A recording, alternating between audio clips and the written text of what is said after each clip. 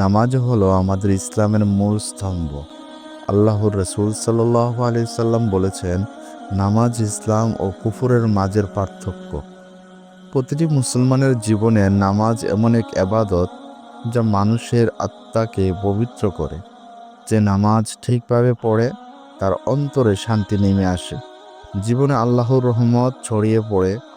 কুরআনের আল্লাহ তাআলা ইরশাদ করেন, নামাজ অবশ্যই অশ্লীলতা ও মন্দ কাজ থেকে বিরত রাখে। অর্থাৎ নিয়মিত নামাজ মানুষকে পাপ থেকে দূরে রাখে এবং আল্লাহর নৈকট্য পৌঁছে দেয়। প্রিয় ভাই ও বোনেরা, দুনিয়ার ব্যস্ততার মাঝেও নামাজ ছেড়ে দেওয়া আমাদের জন্য ক্ষতিকারণ, কারণ নামাজ হলো আখিরাতের মুক্তির চাবি। তাই আসুন আমরা প্রতিদিন 5 ওয়াক্ত নামাজ ঠিকমতো আদায় করার দৃঢ় প্রতিজ্ঞা করি। আল্লাহ আমাদের সবাইকে নামাজের প্রতি যত্নবান হওয়ার তৌফিক দান করুন। নামাজ হোক আমাদের জীবনের আলো, জান্নাতের পথে অগ্রযাত্রার সোপান।